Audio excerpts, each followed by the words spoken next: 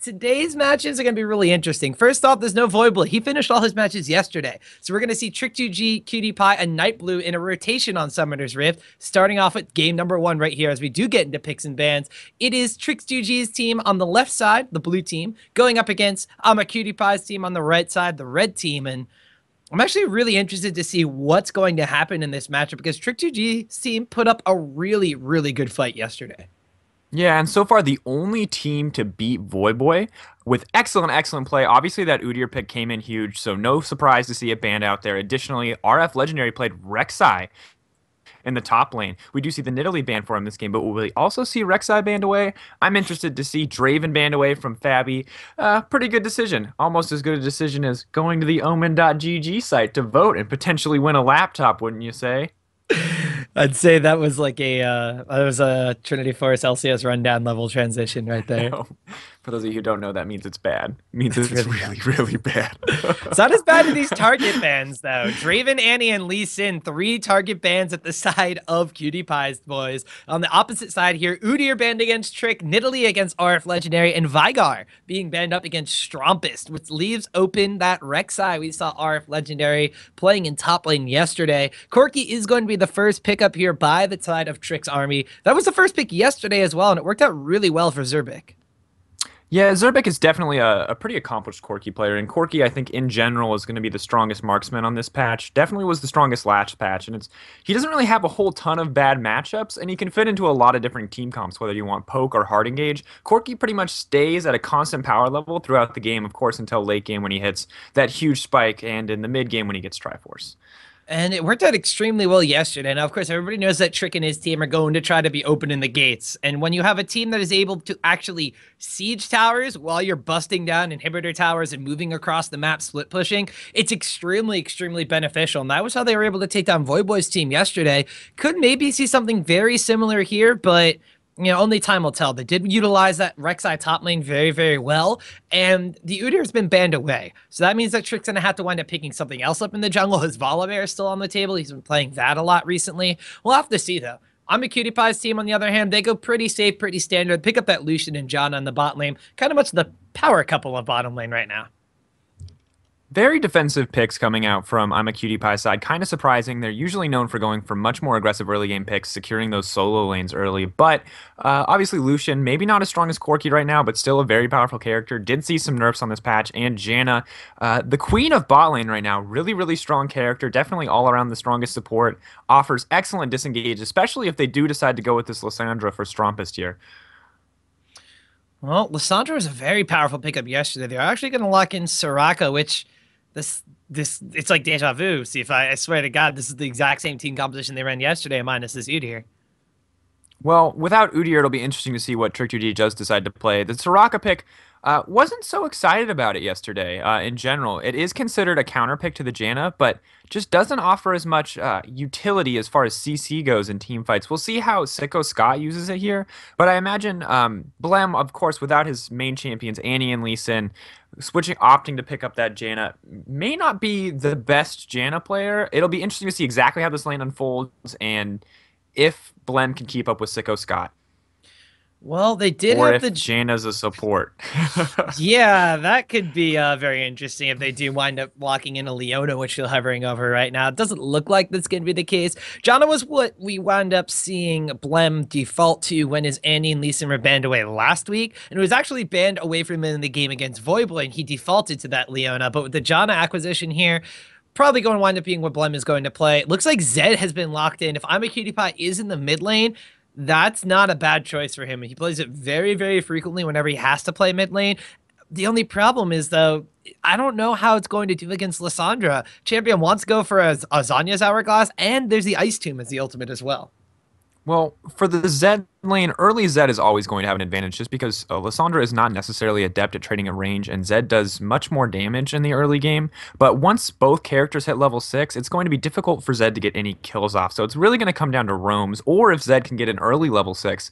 he's pretty well positioned to take out to all in Lissandra and get that kill just because her kit offers so little defensively. Pre-level 6, the W just not enough to stop Zed from doing damage. We do see Rek'Sai locked in on the opposite side. Not really a surprise there. We saw RF Legendary play yesterday. Kind of functions similar to the Udyr in that it was highly mobile, lots of damage. Maybe not the most tanky pick, but offering that deceitful tankiness in the form of the healing regen while underground. And Udyr, of course, or not Udyr, Volibear, the other bear-based champion for Trick2g. How do you feel about his Volibear? We have seen it once prior in this tournament. I wasn't so impressed. Do you think he can step up his game this time?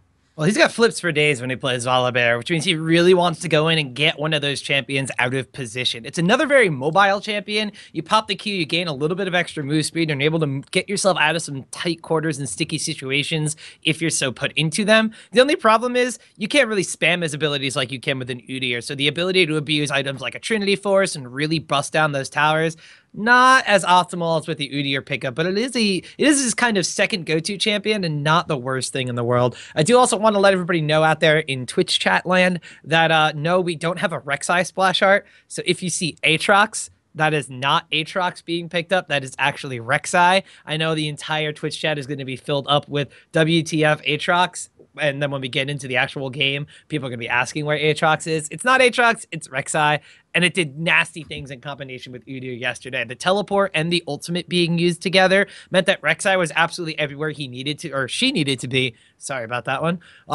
Whenever they needed them to be there. So basically, RF Legendary was able to split push. He was able to group up for team fights and really catch people out of position effectively. So I'm interested to see how it goes hand in hand with the Volibear pickup here.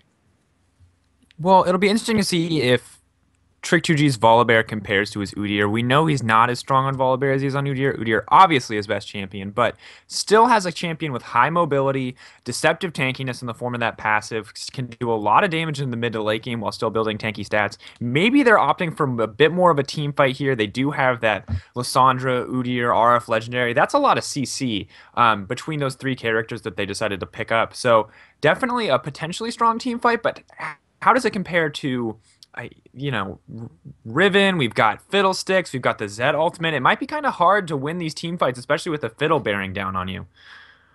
Yeah, this is going to be extremely interesting. Being the Fiddlesticks ultimate, we saw Nightblue's team last week trying to utilize this one to break a tower siege situation or to get people away from tower dives, and it didn't work out for their team. But with, like you said, the amount of CC coming down from the side of PewDiePie's team, Riven can jump and get some stuns down. Janna is going to be able to knock people up or position them properly so they get knocked away or knocked into a Fiddlesticks ultimate. The Crowstorm could be quite effective in these situations. We're going to have to see, though. There's a lot of mobility on PewDiePie's team side as well, so we could actually see the focus shifting from being more about those team fights to trying to close the gates on Trick's team. One of my big concerns at this point is that Zed, once he transitions through the mid game and isn't able to blow up characters as easily anymore in team fight situations, just because defensive stats and of course healing from Soraka, he tends to split push as a character in general. And RF Legendary and Trick2g obviously both huge fans of split pushing, and that's pretty much how they utilized the Rek'Sai pick yesterday.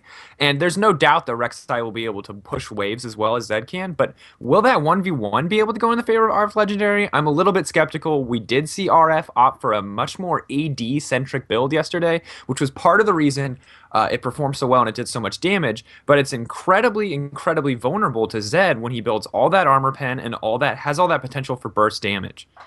Well, we're going to find out in just a minute or so, everybody. Don't forget, head over to the website, OMEN.gg. You can vote and order for your favorite team captains. Not only will you be able to affect their draft order, so you can make sure that potentially Trick gets somebody who's willing to open the gates, or you can vote for PewDiePie to get Blem, which might not exactly be effective of order, but as long as you vote for stuff like that, you're going to be entered in a chance to win your own HP Omen laptop. The thing is awesome. You guys can check out all the details over at omen.gg, and now's a great time to do that because we're going to take a quick commercial break. We'll be back in just a minute or two, guys, for the first game of tonight's Omen Encounter as Trick's army takes on Cutie and the boys. Be right back. Welcome back, everybody, to Summoner's Rift. We're about to get game number 1 of the Omen Encounter started this evening. It is Trick's army on the blue side going up against Cutie and the boys over on the red side. Trick's army with a very similar team composition and a very similar strategy to what they did against Voyboy yesterday, as they're looking for the early level 1 invade, trying to maybe catch somebody out or put down some vision wards. It'll be interesting to see exactly what they do here and exactly what they can get. We did see this last night as well, I believe, the same exact style of invade, but from Voyboy's team, and they did get a couple summoner spells, which ended up transitioning into some good early game ganks, despite the fact that not a whole lot came of them. There's the vision there coming out, and you see instantly in the top lane, Riven responding by going in to get her own vision in the jungle. Perhaps they're going to steal that blue. Fiddlesticks and Zed also headed into that topside jungle. Yep, we did see a couple of wards going down on QT side of the map over by their blue buff just to see if they're going to stick around, but those wards were immediately vacated there. So a little bit of extra gold on the side of, looks like Strampus picked up the kill on that one. Not really a big factor, but they did deny that vision, so they're not going to have those trinkets for the laning phase either, which could be a little problematic in the bottom side of the map. They do put the ward, like you said, over by Trick's blue buff side, so they're going to know where he's going to be and when, but they weren't able to get the deep wards on the side of the red buff like Voyboy's team did yesterday. So if Trick wants to maybe make a guest appearance in the bottom lane, it could be something to kind of keep in mind just because of the lack of vision on that side. And one of the big things about this patch is it's kind of hard to tell exactly what jungler's going to do, just because there's so many options as to how they can path their jungle. We do see Zerbic and Sicko Scott opting to take those Krugs first, trying to get a little bit of an EXP advantage in this lane. Good decision from them. It'll be interesting to see how Trick2g plays this jungle out.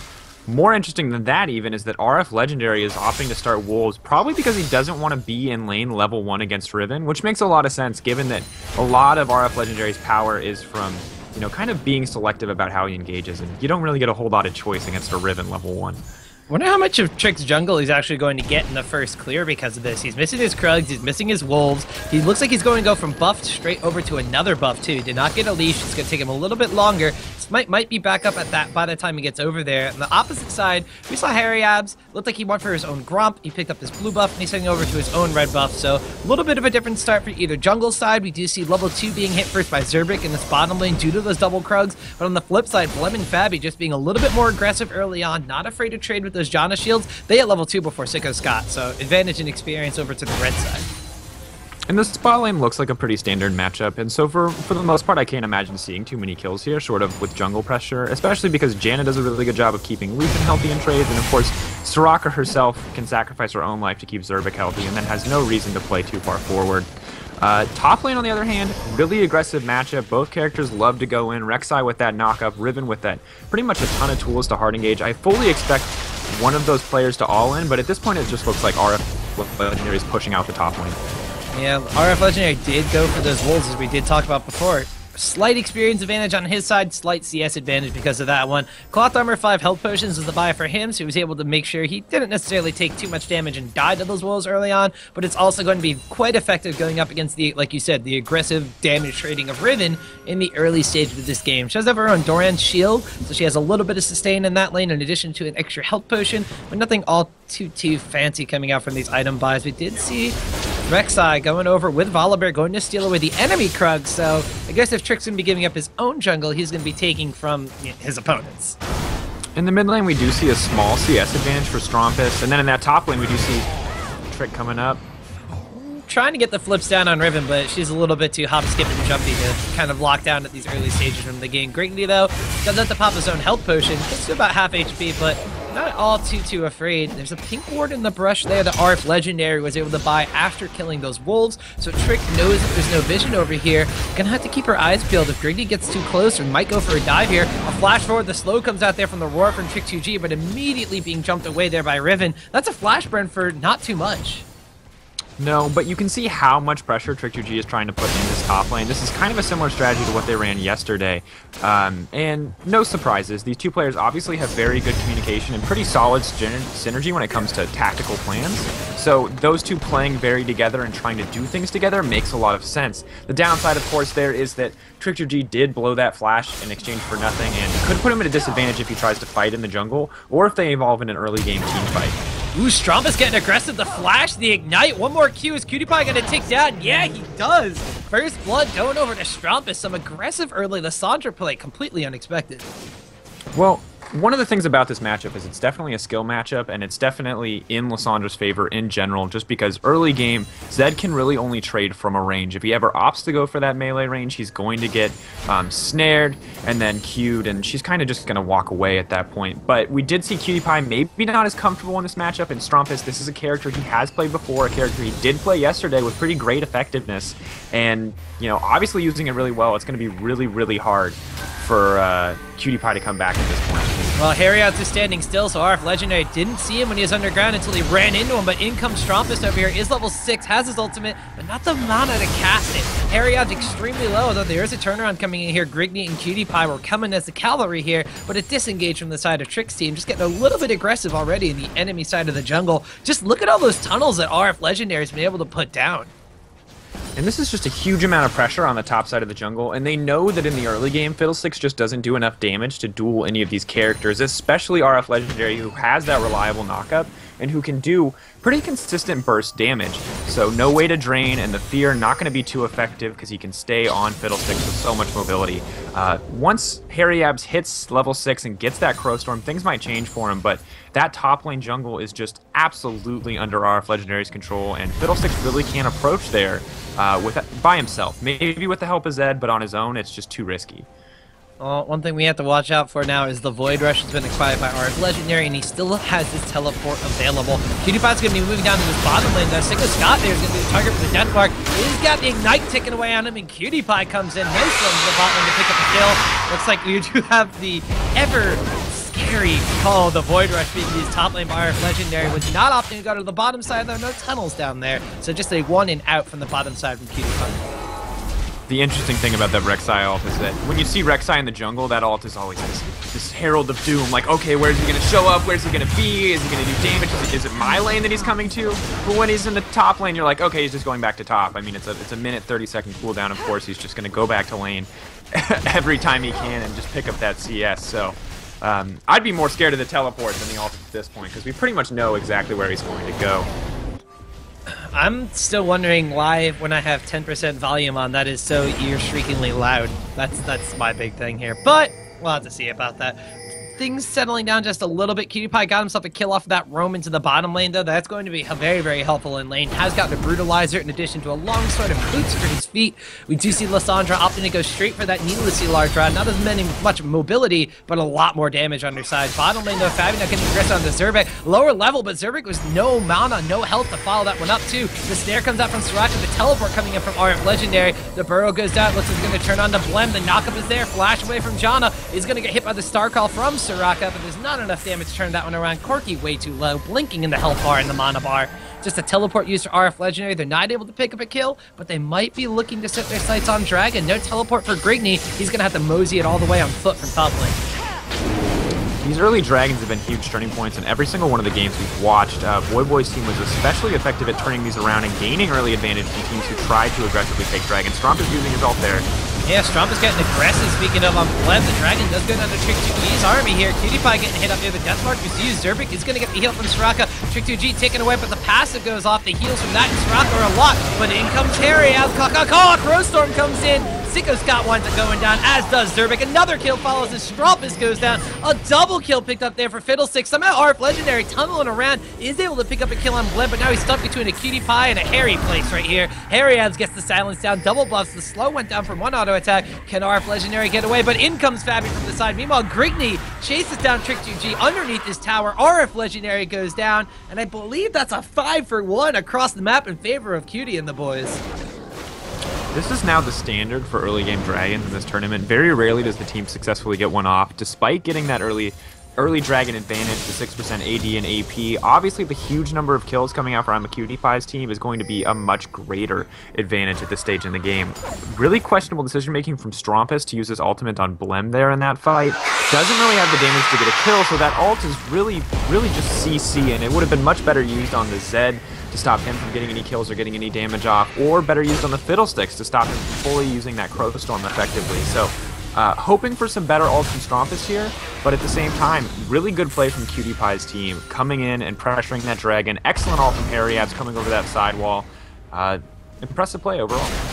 Picks himself up 2 kills and 2 assists in that engagement. So now a 2-0-2. Fiddlesticks has his boots of mobility, looking to build towards a Zun. His hourglass has pieces for the Seeker's arm guard, has not yet gone back to complete that. Still has 1.4k in his bank account. Instead, he is up over by this top lane, helping Grigney clear out all of these Rek'Sai tunnels. The mobility of RF Legendary was a problem in that fight. It was a problem during this laning phase as well, as it helped Trick2g kind of counter jungle in the early stages of the game. But now he's the one that's being counter jungled upon. Kill easily picked up there by QtPie as Trick was going for the buff.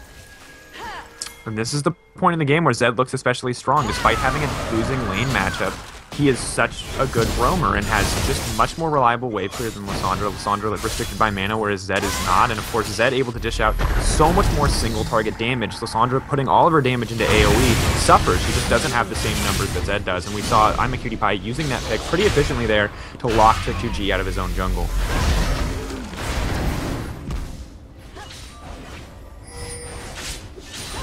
Well, it looks like at this point in the game, we do see Janna kind of making those rotations, knowing that bot lane isn't going to be too affected by her presence. That's one of the big things about Soraka in this game, is that she doesn't really do a whole ton in lane offensively, so that it really doesn't restrict movement from enemy supports. Yeah, and Blood just kind of does this quite frequently whenever he's playing support. He did it when he was on Annie, and he's doing it here on Janna. The extra mobility really being a big deciding factor in that as well, making him mosey all the way around the top lane where he saw him supporting Grigney as he was getting offensive on RF Legendary. But like you did say, while Soraka may not apply a lot of pressure in lane, she does have a lot of poke and a lot of sustain. And now, even though Fabi is 2-0-2, we see Zerbic being able to take a CS advantage in this bottom lane. You can't forget, Fabi doesn't have his Infinity Edge quite yet, and Zerbic is only 1 item away from completing that Trinity Force, so a power spike like that is going to be crucial, especially for around the next Dragon fight. It's not going to be happening for another couple of minutes, so there's enough time for Fabi to farm that one up, but interesting decision to lead the carry by himself in a 1v2. Well, Fabi appears to be playing this pretty confidently, and that bot lane lacks any major CC, so as long as Fabi doesn't find himself silenced while overextending, he should be fine to continue doing things. And they know pretty well where Trick2g is at this point, just given how much jungle pressure they've put on.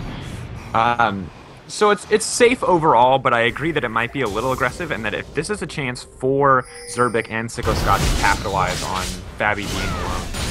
Well, Dragon, the timer on the board now is going to be coming up in just under 2 minutes. We have Flem kind of buddy systeming around with Harry Abs, looking to put down a lot of deep wards into Trick's red buff jungle area. So like you said, they're going to know where Volibear is at any given point in time. Trick, in this meantime, has gone for his own Sightstar, not opting to upgrade his Ranger's Trailblazer quite yet. So he is going to be trying to get as much vision down on the map as possible. It was a big thing in the games we saw yesterday against Boy's team. It's going to be a huge factor here. Meanwhile, bottom lane, Fabi taking low. The culling was popped. Zerbic having to flash away over there. Actually, with Sicko Scott that popped the flash as QtPie comes in. The Rek'Sai teleport does come down from RF Legendary. Fiddlesticks is waiting in the river brush. Nobody from the side of Trick's army does see that one quite yet, but because of that QtPie roam, Stromp is able to get a little bit pushy in the mid lane, takes down that tower out by himself.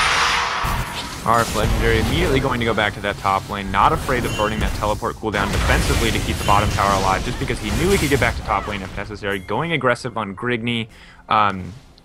You know, really excellent use of both of those cooldowns so that he could roam bottom for free despite not getting anything, you know, kind of save the players on his team, and then immediately go top and protect that tower.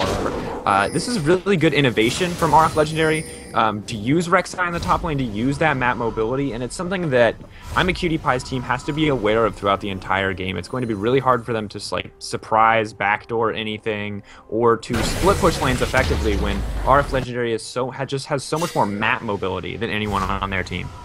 Well, that's a very interesting point there. Rek'Sai able to use the teleport bottom lane, goes back up the top lane, and gets a tower because of it. So might not have been the most successful teleport because of that Void Burrow, or whatever it's called. I'm sorry. It is the Void Rush.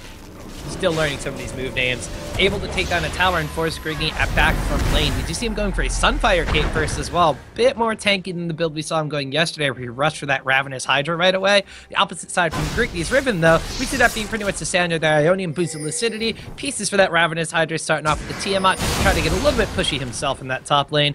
Mid lane, in the meantime, looks like Strompus has caught a wild. QtPie DFG goes out. RF Legendary with the knockup as well. Frozen Tomb goes down. Death Mark used by QtPie, trying to juke and drive himself out of this one. Strompus going forward to where the clone was with a flash and teleport coming in from Grigney. He's able to pick up a kill on Strumpus. A little over-aggressive here from Trick's team. In comes the bottom lane as well. RF Legendary is stuck, and he's going to wind up going down. Not just underground, but a kill being picked up for Fabi. Dragon is on the map. A 2-for-0 for QtPie's team. Things looking good for the red side. Red side coming in strong there. A little bit of a miscalculation from Strumpus, thinking he'd get the kill before Zed had a chance to ult. Excellent play from him and QtPie to ult immediately, denying him that last little bit of damage that would have gotten the kill. I think a greedy choice from Strumpus here to build that DFG. We do see Dragon, of course, coming after QtPie's team. Good for them. They now have the same amount of buff that Trick2g side has, and that earlier advantage is kind of erased. But Deathfire Graph's not as strong for Lissandra as it is on other champions. Most of her damage is AoE, so as a result, you do eliminate a lot of the value of that item. Whereas on a champion like Syndra or Ahri, you do see that it can, blow up a single target. It does give Lissandra the option to blow up a single target, but you're kind of misusing the champion at that point, and I feel like he would have been much better off with Azania's. But, Strumpus did win with it yesterday, so maybe he has a better plan here. Well, that is 2 dragons now for the side of... I'm sorry, 1 dragon for the side of QtPie's team and 1 dragon for the side of Trick2g's squad. So that is going to be the extra 6% AD and AP being balanced out across the board, but a slight 1,000 gold advantage in the side of QT and the boys' pockets means that a couple of items are going to be in their favor. Ravenous Hydra completed after that engagement there by Grigney in the top lane. Zanya's Hourglass is being completed by Fiddlesticks, so a big ticket item out of that jungler there for the side of QtPie's team. Whereas on the flip side, Trick2g, I mean, you call it in Champion Select. This Volibear is a comfort choice for him, but he hasn't really been able to go for a lot of itemization quite yet, opting to build as much health as possible. I mean, normally see him when he streams building a lot of Giant Spells, but he hasn't really been able to do that. He's picked up a couple extra Ruby Crystals and only 1 Giant Spell, but not having completed item on his side might be starting to hurt him just a little bit. It's definitely going to hurt him in the long run. Right now, it won't be too much of a big deal. He will finish that Juggernaut enchantment pretty soon, giving him a little bit more tenacity and a little bit harder to kite in these fights. But one of my... Yeah, Grigney getting very fancy up in this top lane. Takes RF Legendary down super low. Strumpus runs up from the mid lane here. Ice Tomb and the Freezing Ring go down. Strumpus able to pick up a kill on Grigney over there. We did see the Void Rush use top lane and try to defend against that tower, but if Riven's getting that pushy and deal that much damage against RF Legendary, I don't know how much longer he's going to be able to use that tactic. Well, I think with the, with the Tiamat, he still needs to get in close to clear waves, which means that he's always going to be vulnerable. Big fight in the mid lane, though. Speaking of getting close, Harriot using the Crow Storm to get very close to the enemy tower over here. Mid lane tower taken down extremely low. The culling comes out here. Strumpus and QtPie is going to wind up popping up the kill on him. The culling from Fabi did not take him down. It was QtPie's Zed that rushed in and picked up the kill.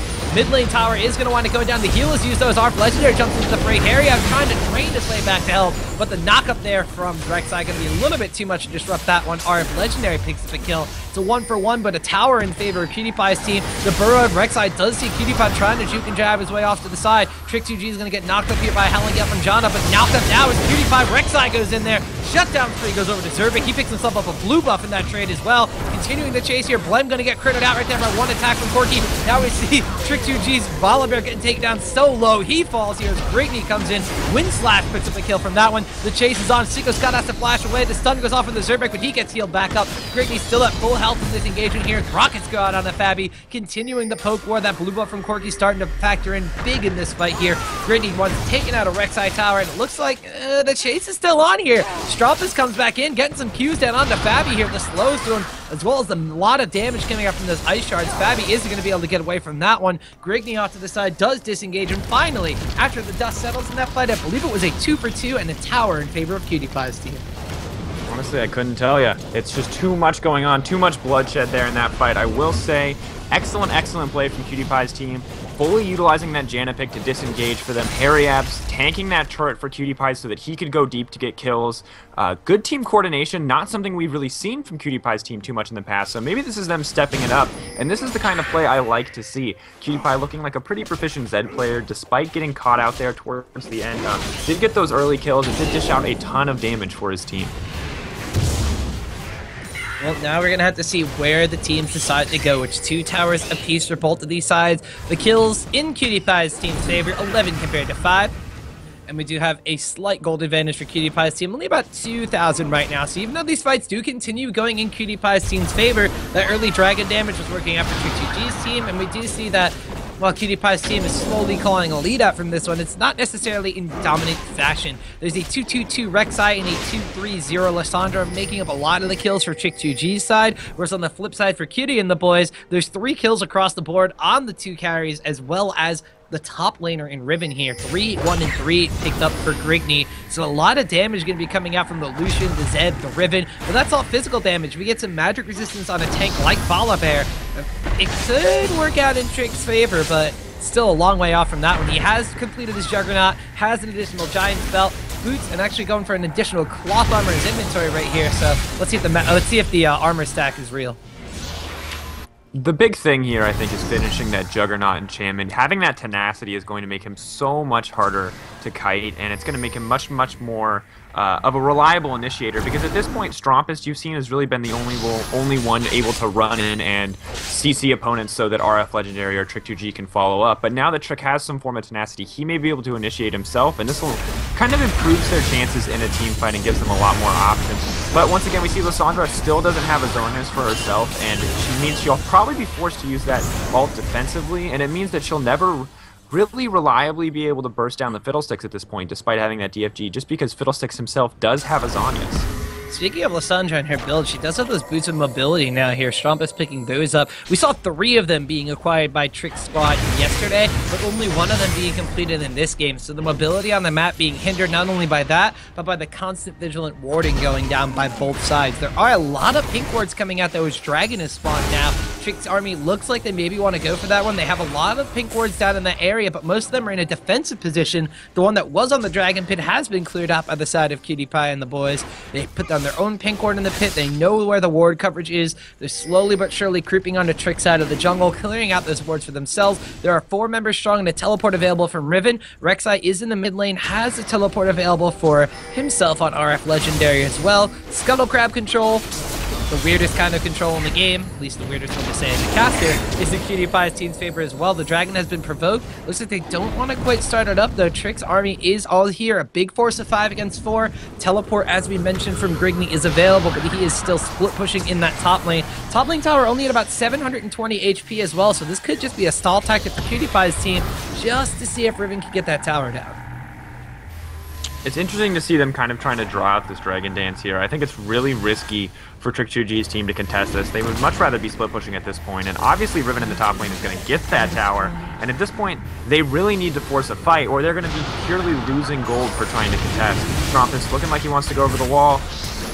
Ooh, the flash forward, DFG onto Harry after Janna Shield came out there, barely taking any damage. Strumpus, an aggressive play, is going to get healed up here by Soraka. The teleport's coming in. Zerbeck got the death mark on him from Cutie Pie, but in comes Grigney. The exhaust is down, not dealing a lot of damage quite yet. Single got the drop low, and Grigney's able to get up a kill with an attack reset right there. Wind Slash misses on Strumpus, and Fabby's able to pick up a kill, helping the Dragon. Now they're on to Trick. Trick dropping super low, double kill picked up now for Grigney. Can he make it a triple? No, it's going to be Harry that picks up that kill. It is a 4 for the price of 0, and an over-aggressive Lissandra initiation spells doom for Trick2g's army.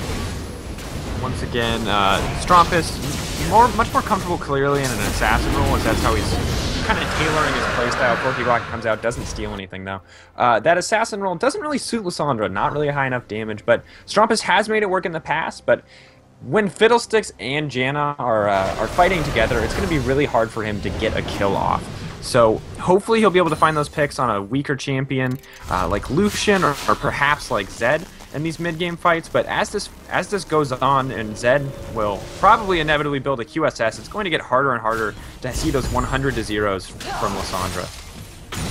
And without the Zanya's Hourglass in that fight, as soon as she made that aggressive play, she was stuck on the other side. The Janna Shield coming out from Blem, very, very, very effective here. He does have a Magi Soul Stealer. Looks like he's got 10 stacks on that one right now, so that's adding a massive amount of ability power, meaning there are massive shields coming out into whoever he's going to want to protect with that one. Harryouts also with the Crow Storm coming in, picking up 3, 1, and 7 right now. His own Zonus Hourglass played a big role in that fight because even though he was originally initiated on, he was able to go back in and not worry about getting bursted down right away. So now we have Cutie Pie's team. It's the second Dragon buff to them. That's going to be extra damage to turret, towers, and buildings. We'll have to see if they start pushing things aggressively on the other side of the map. Grigney, in the meantime, is going to get jumped on once again by Strumpus. The ultimate being used up here, as well as the lockdown. Strumpus taken out really low, though, and the Wind Slash comes out. It's a trade of kills here. Grigney, can he actually get away from RF Legendary? The stun comes back out, but the pop-up, the unburrow from RF Legendary picks up a kill, but still, Grigney so far ahead at this point, he's able to pick up a kill.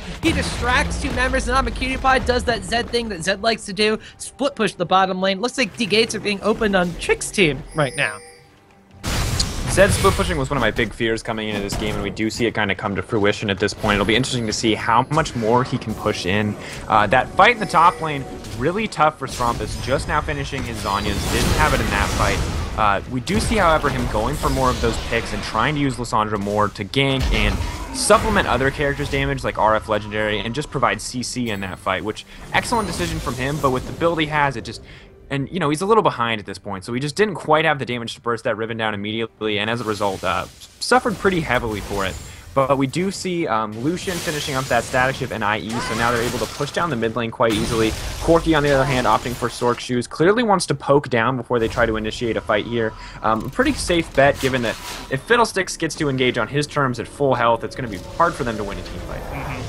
Yeah, it's going to be extremely difficult now. Man, just a lot of damage coming out from that jungler pickup here. Let's actually take a look at some of the items across the board now. We have Fabi 4-0 and 6 on Lucian, by the way. While all the chaos is coming on in team fights, he's got the extra mobility from his relentless pursuit or relentless runaway, depending on the situation you have to use it in, to keep himself alive and sustained up in these fights. So he's getting an Infinity Edge and a static shift for himself, an extra long sword on the inventory, probably going to be building towards the Last Whisper, as there are going to be a lot of armor items stacked up from the side of Trick's blue team. Rek'Sai in the top lane has got his own Ravenous Hydra and Sunfire Cape, actually added in a QSS to the mix right there. We did mention the fear, the crowd control, the stuns coming out, as well as the death mark from PewDiePie's team. A lot of things to try to cleanse off with that.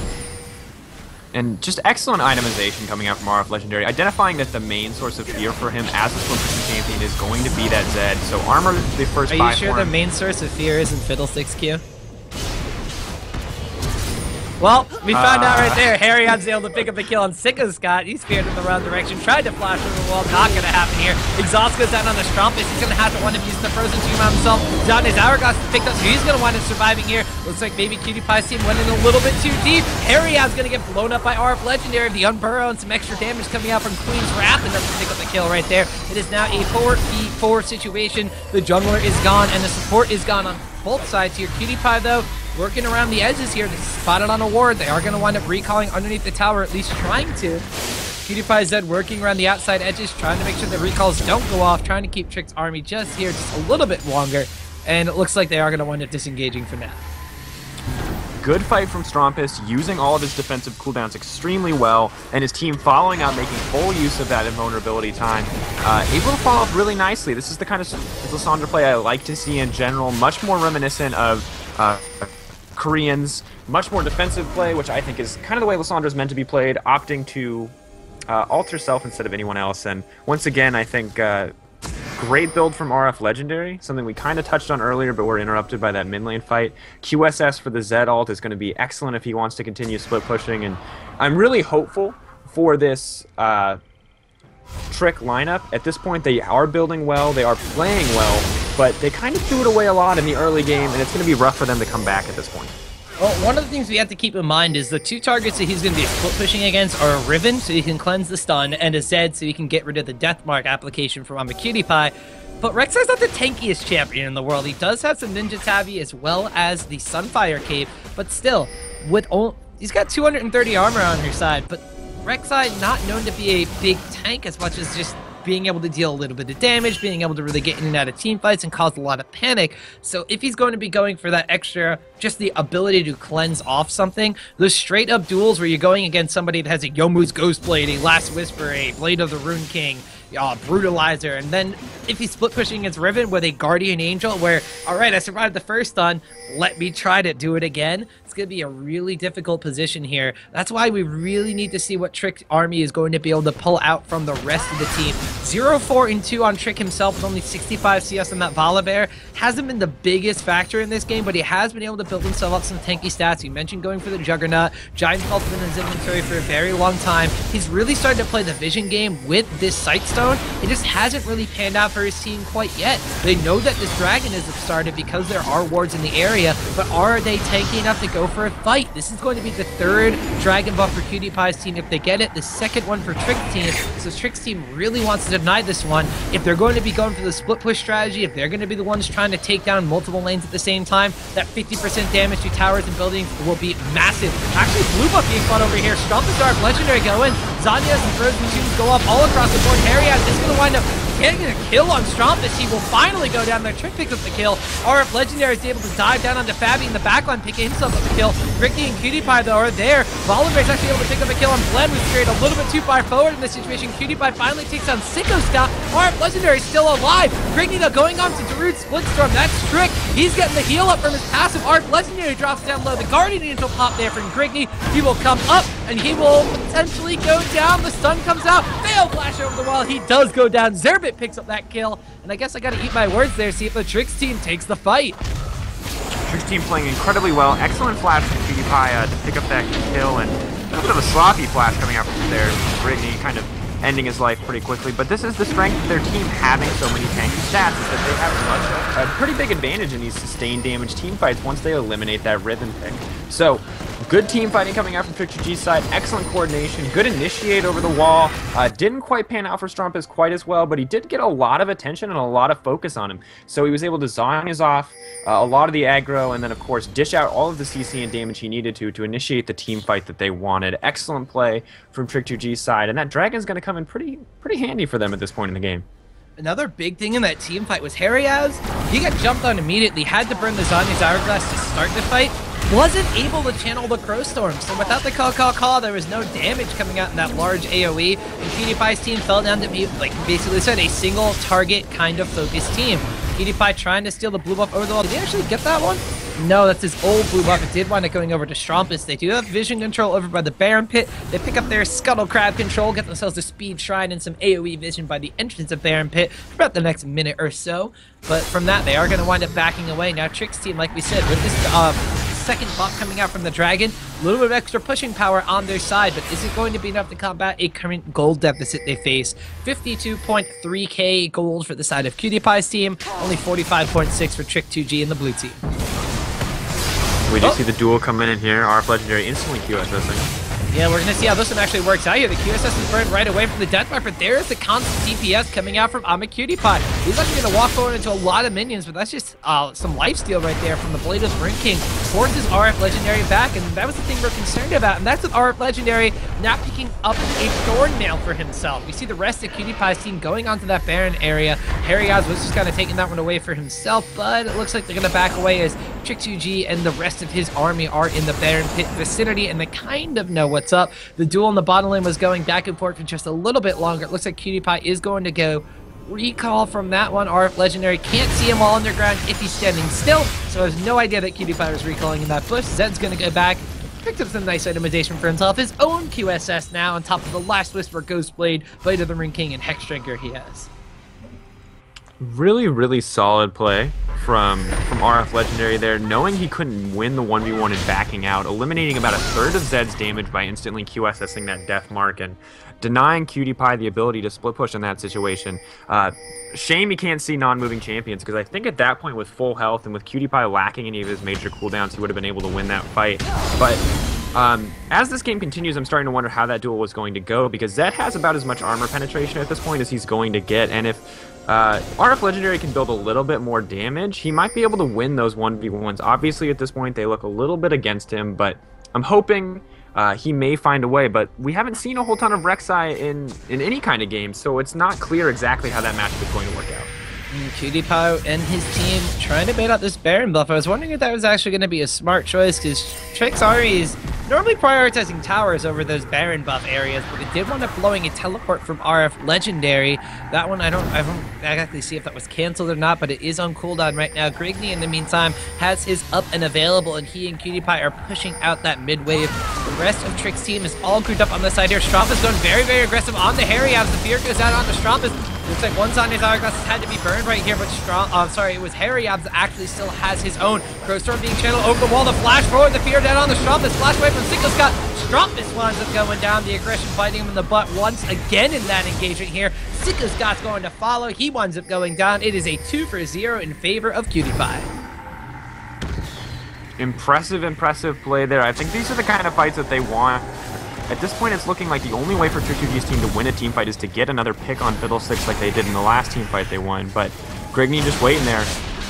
Oh, Grigney goes in. His Guardian Angel is not yet available. He's not afraid to be aggressive. Arf Legendary, tanky as he can be, is going to be taking a lot of damage for that one. Imaqtpie, the Death Mark went down onto Trick2g, but he winds up popping and is not going to drop him low enough. QtPie is going to get the Hexfinger Shield to survive through that one. Minions in the meantime opening the gates for Trick2g's team. Trick in the meantime did pop his own passive, barely surviving that Death Mark. He's going to get away from that one. And QtPie's team actually, they're not able to go on the Baron after all those cooldowns are burned, after those health bars are blinking low. They had to back off. Once again, we do see Trick2g. Oh, Zerbic getting that kill there. Pretty impressive play from there, flashing over that tornado. Now we see Rek'Sai immediately coming back to this Baron pit. This may be a Baron for them, and this could be a huge advantage. Corki obviously has strong poke, and when they buff up those minions, they may be able to push down a lot more efficiently than QtPie's team can defend. But regardless, they're going to enjoy this buff if they can secure it. QtPie has no Death Mark. The Crowstorm is not available. They are going to go onto Grigney on one side. The opposite side has gone down onto it. Looks like Harryaz. Looks like Trick's going to flash in. The Zanya's Hourglass does go out. The Drain's still going. Zervik's able to pick up kill on Fabi on the backside, but QtPie picks up one kill. He goes down to RF Legendary. RF Legendary gets himself a second one. He picks up a kill on Harryaz. The Guardian Angel is on Grigney. They do not choose to chase him down. The Jungler is down, but the rest of Trick's team looks like they are going to continue onto this Baron, because guess what? Enemy team doesn't have some idea. I mean, I'm really surprised that QtPie's team opted to engage the way they did. Excellent play from Strumpus to zone Riven out of the fight as long as possible, and then once he was finally able to join, Strumpus using his AoE CC to the full potential there, combining it with RF Legendary's AoE damage, and just blowing up so many people on that team. Excellent team fighting and excellent positioning from Trick2g's side. Trick's army is able to pick up the Baron for themselves, even at the same time. Oh, they did not have Trick alive. He spawned just as the Baron went down. So 4 Baron buffs instead of 5 picked up by the side of the blue team. But that Baron is going to mean a lot of extra gold as well. They wind up closing this gold gap from where it was about an 8,000 gold advantage for QtPie's team, now only looking like a 4,000 gold advantage, 59.4 compared to 55.4. Trick in the meantime is going to find himself a wild lemon brush right there. No Pokeballs available, cannot catch him, decides to back away, continue going for this Dragon Vision, because the Dragon has been available. We also see RF Legendary and Trick trying to take this one down. Grigney comes in, ends up going over to RF Legendary, but they're going to pay an iron price for that one. Trick winds up going down in that exchange. Grigney goes over the wall, RF Legendary taking extremely low. That is a 3rd Dragon buff picked up by the side of Trick's army. It is 3-2 on the Dragon buffs. They have a Baron buff on their side as well. They have to wait out this death timer from Trick, though. 30 seconds without a member from their team. And as long as they don't give up any objectives in this case, that is a purely positive trade for their side. They really wanted that Dragon buff, and good on Trick2g's side for sticking with it and committing, good on RF Legendary for getting out, but QtPie's team obviously still has the gold advantage here, and the gold advantage is now starting to grow because they gain that extra tower. Not exactly the best decision to kind of contest into that team fight. Maybe they just didn't expect the enemy team to respond. Grigney's Guardian Angel gets popped right there, blown up by the ultimate from Strumpus, and a focus fire from the rest of Trick's team. That's going to force QtPie's team back from this Tower C situation. Volibear has rejoined the fray in this circumstance, so it is now a full 5v5. Blinking health bars on Harryabs and Grigney, though, mean that QtPie's team has to back away from this one. Now they're facing up 4 Baron up members of the Trick2g army. They have 3 Dragon buffs on their side, which is giving them movement speed to potentially go for this chase down situation. Harryabs trying to recall by his blue buffs. Can Trick find him? Ward goes down. Harryaz on the other side has to stop the recall, trying to run away. The fear goes off. Harryaz is going to try to Fiddlesticks walk himself away from that one, and he will. But now it's Trick2g. The rest of his army, they're going down onto this mid lane tier 2 tower. Minions with the Baron buff have come up. Trick in the meantime is going to get found out by Imaqtpie. QtPie is able to assassinate him in that circumstance. There's a 7th kill for QtPie, and well, how fitting, a 7th death for the enemy captain from Trick2g, but they lost the mid lane tower for that. 5-5 in towers now. Trick2g there was just trying to catch out Harryaz on Fiddlesticks. Harryaz blowing the fear and then going one way. Trick2g kind of just walking into Imaqtpie in that situation, and of course Imaqtpie at this point in the game has so much damage and so much armor pen that it's tough for Trick2g to survive. So just really using his strengths well there on Zed. Grigney getting ulted here. I feel like that's just the theme of this game, is Greedy getting the Ice Tomb ultimate, but here a nice stun stops the Ice Path from going down. Fabi able to pick himself up a kill. 5, 2, and 10 now on that Lucian. That is 2 members of Trick's army down. They're going to have to try to be hard-pressed to defend against this tier 2 top lane tower. ARF Legendary doing as much as possible, using the Queen's Wrap to try to clear out these waves, burrowing, unburrowing, dealing as much damage as possible. We'll get the wave clear down here. Zerbic on the backside, though, is going to run a Valkyrie into a wild Cutie-Pie. QSS has been acquired. That has been picked off there. Deathmark gets flipped off, and Cutie-Pie gets blown up. Trick comes in and flips him into the air. He gets knocked to the team and taken down. The Howling Gale goes off across the entire enemy blue team here, but there's a Rek'Sai tunnel in the Baron pit. ARF Legendary goes down, trying to go on the Fabi, change direction on the Blem, trying to get the knockup. Blem's a little bit too fast. Blem, though, is he going to be able to run away from a Volibear and a Rek'Sai? Looks like the answer is yes. They wind up trading 1 kill for 1 kill, and no towers taken by Cutie-Pie's team.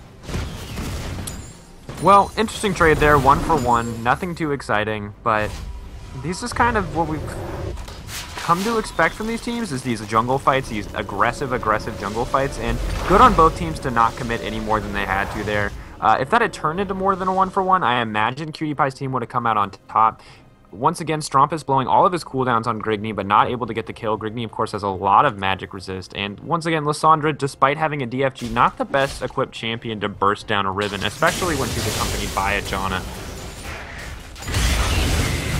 The new speed buff is on the side of the 3 Dragon Bus from Trick's team. Cutie-Pie's team, like you said, though, has the movement speed buff coming out from the Janna, so the situations where they chase him down, a little bit more difficult for the side of Trick's team. Things have settled down the Rift for, well, a couple of seconds, which is more than they've been this entire game. 25 kills for Cutie-Pie's team, 16 for Trick and his army. The gold count has been spread a little bit wider now for Cutie-Pie's team. 76.2k compared to 62k on the side of Trick's team. So 5.2 up from the 4k gold mark from the last dragon fight. It's still 5 towers apiece for either side, and it looks like with a minute and a half left on this dragon, this is going to be where the teams turn attention to the area of the dragon pit.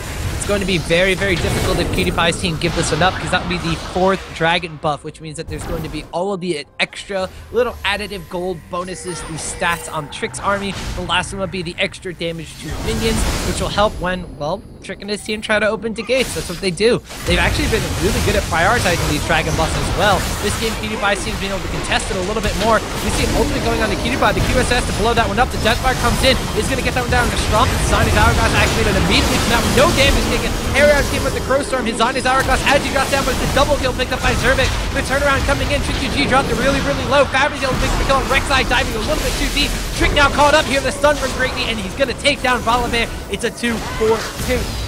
Fabi still with a decent amount of HP. Eats a rocket to the face in the circumstance. The Ice Blast going out. Flash throw with the stun coming out from Greatly. Zerbic is going to wind up dropping down really low. Fabi actually turns around and picks up the kill on Strumpus. Zerbic winds up going down. The shutdown goes to Greatly. Double kill back to pick up for Fabi. It's an ace for 2 right there in favor of Cutie-Pie. Cutie-Pie's team, excellent decision making. You can see how confident Trick2g's team went in once they killed that Fiddlesticks and that Zed, knowing there was no AP damage and knowing there was no surprise assassination factor. But this isn't the mid game anymore. Champions have finished Last Whisper, and all this armor itemization is not nearly as valuable as it was, 10-15 minutes ago. So good call from Grigny and Fabi to play so aggressive, and excellent peeling and excellent CC from Jaina in that fight. That looks like it might be it, too. A little over-aggression coming in from that one. The Cutie-Pie looked like he was the one that got super aggressive, but the turnaround from the rest of his team was able to seal the deal. Bottom lane inhibitor goes down, and that's all she wrote, boys. Cutie and the boys take a game over the Trick2g army to even up both of their records at 1-1 this week in the OMEN Encounter. Really impressive play from Fabi, Imaqtpie, and Grigny. Harry Abs, good Fiddlesticks, drawing a lot of attention. Excellent team strategy overall, and you can see how, despite the fact that Trick2g's team mostly got the picks that they wanted, without that Udyr, Trick2g himself not really having the impact that he wants to. Yeah, Trick2g's Udyr here a little bit lackluster, especially compared to the ridiculously good performance he had on Udyr yesterday. 2-8-8, a little bit more team fight focus rather than going for the split push. The mobility from their team, it was matched on the opposite side. The Riven pick, the Zed pick, heck, even going for the Lucian pickup in these team fights. Both of these teams were pretty much equally matched when it came to mobility, and Trick's team wasn't really able to execute the game plan that they wanted to. They had some pretty good fights, but the early gold deficit they were never able to really recuperate from against Pie's team during the lane phase just kind of added up to be a little bit too much. You really got to give props to Harry Abs and Grigney though. Harry Abs in the early game turned things around with those Crow Storms, and Grigney being able to farm up to 9, 3, and 10 on this Riven. 18.2k gold, was the richest man in the game, and his items tell the entire story as well. For sure. And before we move on to the next set of games or on to the